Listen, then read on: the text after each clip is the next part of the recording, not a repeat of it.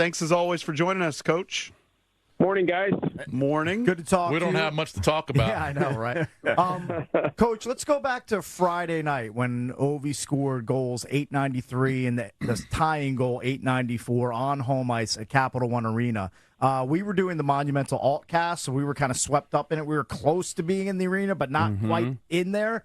Describe to us just how loud and how crazy the arena was getting as people were hoping that Alex would break the record at home, but they at least got to see it.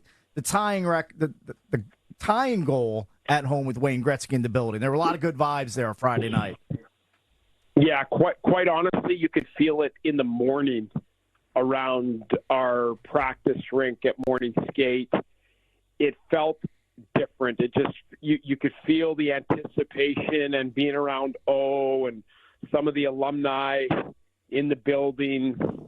So right from the morning, you could feel that this was a significant night, and you had kind of in the back of your mind a feeling that was going to do something special. And so it started there, and then you could feel once it got close to game time, even in warm-up, there was so much energy in the air, and you could feel the building alive, like way before puck even dropped. And so the atmosphere was unbelievable, something that I've never felt. I mean, playoffs are a different animal, but that for a regular season game was pretty incredible.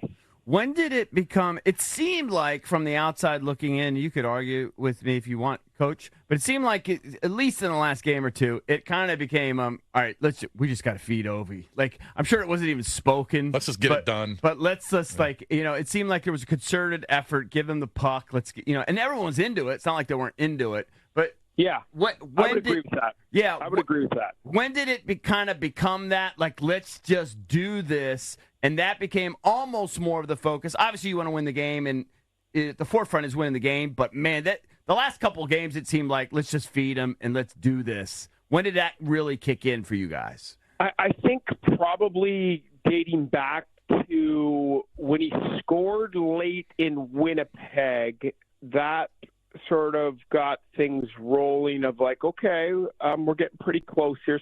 So it started, I would say, if I could describe it best, it was a build-up to where it became more noticeable and more noticeable and more noticeable, right, to where you're speaking to in these last couple games where it's been really noticeable of,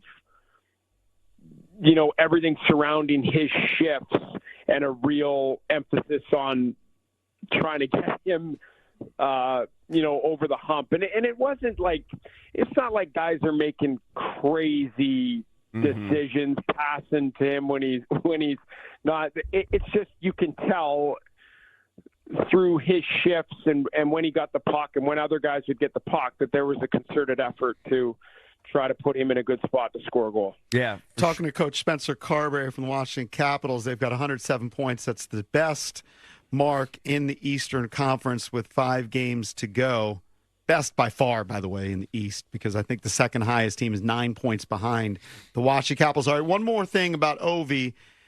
Probably a month before he ties the record and breaks the record, we talked to you about the empty net situation. And you told us you were going to have this conversation with him.